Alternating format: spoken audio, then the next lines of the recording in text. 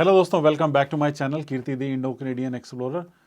आप लोगों के साथ में मैं रीसेंट अपडेट्स शेयर करता रहता हूं और पीछे मैंने एक वीडियो बनाया था जिसमें मैंने अपडेट्स बताई थी कि अब कनाडा जो है वो इमिग्रेशन में काफ़ी चेंजेस कर रहा है, बेसिकली कट डाउन कर रहा है इमिग्रेशन पे इंटरनेशनल स्टूडेंट्स और टेम्परेरी फॉरेन वर्कर्स को नंबर्स में कम करने के लिए। और अभी उनकी मतलब जब चेंजेस हुई हैं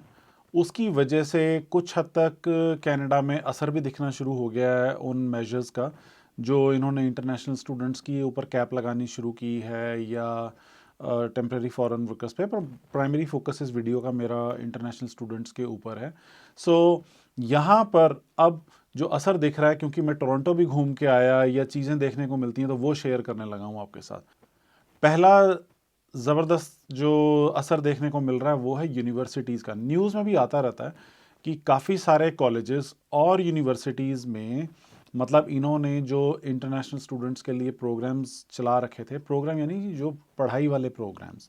सो पढ़ाई वाले प्रोग्राम्स वो काफ़ी हद तक यूनिवर्सिटी से काट दिए गए हैं। किसी ने 30 प्रोग्राम काटे हैं, किसी ने 25 प्रोग्राम काटे हैं, किसी ने 20 प्रोग्राम काटे हैं यूनिवर्सिटी कॉलेज ने, जिसमें कि अब सेंटिनियल कॉलेज जैसे कॉलेज का नाम भी आ गया है कि उन्होंने भी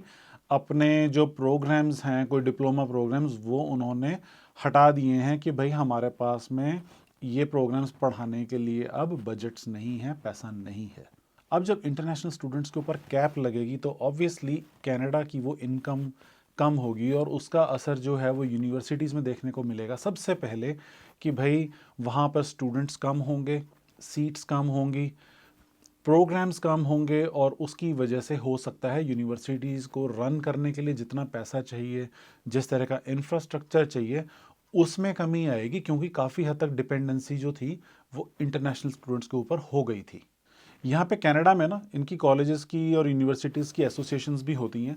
सो उन्होंने भी बल्कि ये कहा है कि ये हमारी जो ग्लोबल रेप्यूटेशन है ना कि हम कनाडा में अच्छी क्वालिटी की पढ़ाई देते हैं, उसके ऊपर भी असर पड़ेगा और उनके रेवेन्यूज़ जो हैं वो काफ़ी कम हो जाएंगे। दोस्तों, सबसे ज़्यादा स्टूडेंट्स ना ओंटारियो के जीटीए में थे, जो कि ग्रेटर टोरंटो एरिया के नाम से जाना जाता है, चाहे वो ब्रैम्पटन है चाहे वो मिसिसागा है। तो अभी जब मैं रिसेंटली गया था लास्ट ईयर दिसंबर में और मैंने वहाँ से रिलेटेड नायग्रा फॉल्स का वीडियो भी डाला था, या मैंने वहाँ के एक्सपीरियंसेस जो है अपने दोस्त के साथ एक वीडियो बनाया था, तो वहाँ पे मेरे को जो देखने को मिला, फ़िलहाल जो रेंटल मार्केट्स हैं वो कम हो गई हैं। जहाँ पहले स्टूडेंट्स ज़्यादा होते थे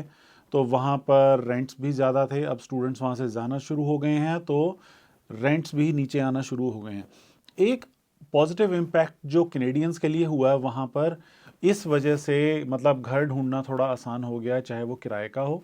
या मार्केट में भी जो घर पहले काफ़ी महंगे थे उनकी भी प्राइसेस नीचे आनी शुरू हो गई हैं, क्योंकि जब किराया नहीं मिल रहा तो कैसे वो घर की वैल्यू रिटेन होगी। यहाँ कोई भी स्टूडेंट आता था तो बेसिकली प्राइमरी फोकस तो ज़्यादातर यही होता था कि भाई पहले पढ़ाई करेंगे, एक्सपीरियंस लेंगे और उसके बाद अगर मौका लगा तो सेटल भी हो जाएंगे। अब यहाँ पर प्रोग्राम्स होते हैं फेडरल पीआर और कई प्रोविंशियल परमानेंट रेजिडेंसी के प्रोग्राम भी थे। बहुत सारे प्रोविंसेस ने इस टाइम जो है पीएनपी कह लो या जो प्रोविंशियल पीआर है उसको मतलब या तो कम कर रखा है या बंद कर रखा है या काफ़ी पाबंदियां लगनी शुरू हो गई हैं, कंडीशंस काफ़ी ज़्यादा हो गई हैं। इस वजह से ओंटारियो से क्या होता था, जब स्टूडेंट्स पढ़ाई कर लेते थे तो वो कई बार दूसरे प्रोविंसेस जैसे अल्बर्टा, मैनीटोबा, सस्कैचुअन वगैरह जाते थे और वहाँ पर अपनी सेटलमेंट की कोशिश करते थे। बिकॉज़ ये प्रोग्राम्स काफ़ी हद तक इस टाइम रेस्ट्रिक्टेड हैं, इस वजह से अब स्टूडेंट्स भी इतनी ज़्यादा इंटर प्रोविंशियल माइग्रेशन नहीं कर रहे हैं और वो ये कहते हैं कि यार एक ही बार जहाँ पढ़ने गए हो यहाँ पे अपनी कोशिश करते रहो। और मतलब ना इंटर प्रोविंशियल माइग्रेशन स्टूडेंट्स की काफ़ी हद तक कम हो गई है और ओंटारियो और अल्बर्टा सब जगह पे ना लगभग जो लोकल जॉब्स हैं वहाँ पर कम से कम उनको अब फोकस करना पड़ रहा है कि यस यहीं पे काम करो, क्योंकि दूसरे प्रोविंस में जाके भी कोई मतलब कोई बहुत लंबा चौड़ा फ़ायदा नहीं होने वाला जैसे कि पास्ट में होता था। अब क्योंकि इमिग्रेशन पे कैप लगा रहे हैं और मतलब कंडीशंस बढ़ती जा रही हैं, इन्होंने जो पहले फटाफट स्टूडेंट वीज़ा की फ़ाइल प्रोसेस हो जाती थी उसको मतलब उन्होंने नॉर्मल टाइम के अंदर प्रोसेस करना है कि मतलब पहल कर दी है। तो इस वजह से जो इमिग्रेशन कंसल्टेंट्स हैं उनके बिजनेस पे बहुत नेगेटिव इम्पैक्ट पड़ा है और उसकी वजह से चाहे वो कनाडा में है चाहे वो इंडिया में है, तो स्टूडेंट्स जब उनको पता लग जाता है कि अब यार कनाडा में मुश्किल हो गया है, तो वो अपनी फाइल्स जल्दी जल्दी उस कंट्री में नहीं लगाएंगे जहाँ पर कि काफ़ी ज़्यादा तकलीफ़ें आ रही हैं। तो इस वजह से जो बिज़नेस काम हुआ है, बिज़नेस कम होने की वजह से कई लोगों के हो सकता है बिज़नेस बंद भी हो जाए, जो इमिग्रेशन कंसल्टेंट चाहे इंडिया में है चाहे कनाडा में, क्योंकि आफ्टर ऑल जो मेजर चंक ऑफ बिज़नेस आता था वो यही होता था कि पहले स्टूडेंट हैं, स्टूडेंट के बाद वर्क परमिट है, वर्क परमिट के बाद आगे परमानेंट रेजिडेंसी लेनी है। तो वो प्रोसेस समझना, उसको प्रॉपरली फॉलो करने में टाइम लगता है। और अब इस वजह से कई लोग कहते हैं यार अगर हमने अपना पैसा लगा के एजुकेशन लेनी भी है तो भी किसी और कंट्री में क्यों ना लें जहां पर प्रोसेस इस टाइम फ़िलहाल इजी है, प्लस जॉब मार्केट एग्जिस्ट करती है, जो कि कनाडा में इस टाइम काफ़ी लंबी चौड़ी स्ट्रगल्स और केओस चल रही है। जैसे मैंने आपको बताया कि फ़िलहाल इमिग्रेशन पे कैप लग रही है स्टूडेंट्स के लिए, या आगे वर्क परमिट्स वगैरह के ऊपर काफ़ी रिस्ट्रिक्शंस हैं।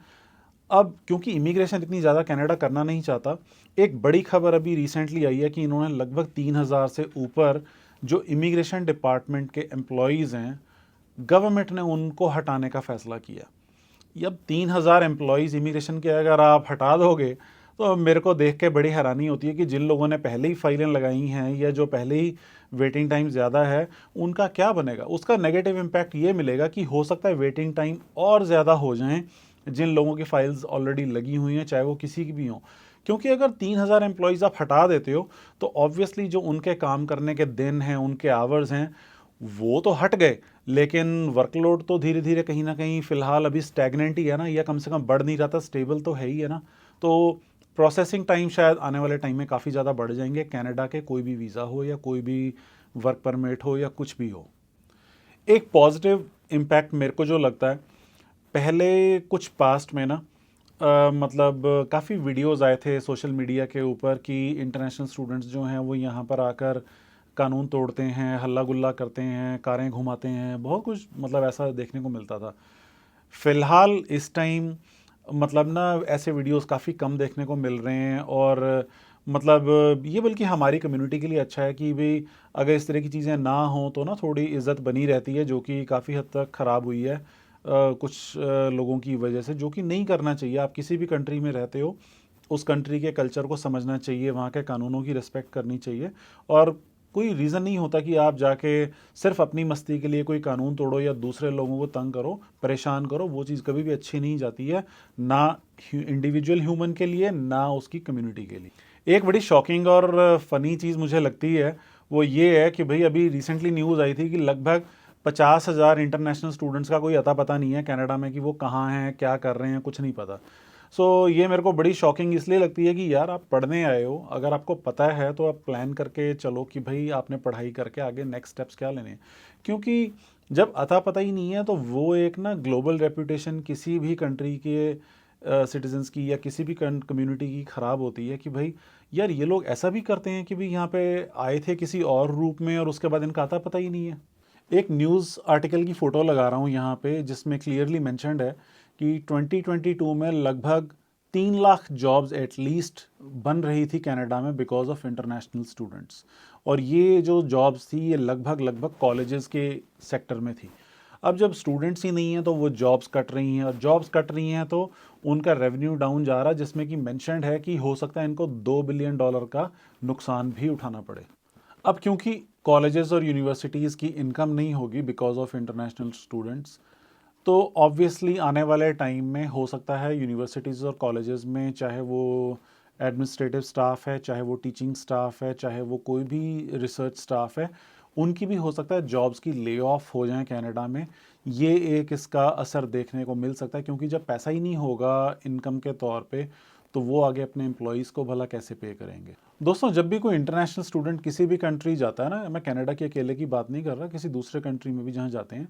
तो ऑब्वियसली जब उनकी ग्रेजुएशन होती है या कोई स्पेशल डेज आते हैं, तो चाहे उनके ब्रदर सिस्टर्स हैं, चाहे उनके पार्टनर्स हैं, चाहे उनके पेरेंट्स हैं, वो कहीं ना कहीं ज़रूर मतलब घूमने जाना चाहते हैं। और ऑब्वियसली जब घूमने जाते हैं या साथ में फैमिली इकट्ठी होती है या दोस्त इकट्ठे होते हैं, तो कहीं ना कहीं वो घूमने को जाएंगे, कोई ना कोई और एक्टिविटी प्लान करेंगे। वो ना इकॉनमी में कंट्रीब्यूशन ज़रूर होता है, चाहे वो टूरिज़्म के लेवल पे हो या कोई नई स्किल्स आई हो। तो अब जब वो चीज़ कम होगी तो ऑब्वियसली चाहे वो टूरिज़्म है, चाहे वो कोई और स्किल शॉर्टेज है, वो हो सकता है ज़रूर नेगेटिव इम्पैक्ट्स देखने को मिलेंगे आने वाले फ्यूचर में कनाडा में। दोस्तों ये तो थी कुछ चीज़ें जो मैंने ऑब्ज़र्व की या मुझे लगा कि भी ये असर देखने को मिलेंगे या देखने को मिलने शुरू हो गए हैं, और हो सकता है इससे और भी कई ज़्यादा इम्पैक्ट्स हों जो मेरे नॉलेज में ना हो या मेरे को ना नज़र आ रहे हो या मेरे को शायद ना माइंड में आए हों। अगर आप लोगों के माइंड में ऐसा कुछ है तो रिस्पेक्टफुली ज़रूर आप अपने कमेंट्स लिख सकते हो, कोई आइडियाज़ लिख सकते हो। Feel welcome to do that. और उसके अलावा मेरे चैनल को ज़रूर लाइक करो, शेयर करो, सब्सक्राइब करो, ताकि कोई भी आगे फैमिली अपने बच्चे को या किसी को इंटरनेशनल लेवल पे हायर एजुकेशन के लिए अगर प्लान कर रहे हैं तो इस वीडियो से उनको कुछ हेल्प मिल सके, चीज़ें देखने को समझने को मिल सकें। ये फिर मिलेंगे किसी अच्छे टॉपिक पे, तब तक कीर्ति की ओर से bye bye, have a good day.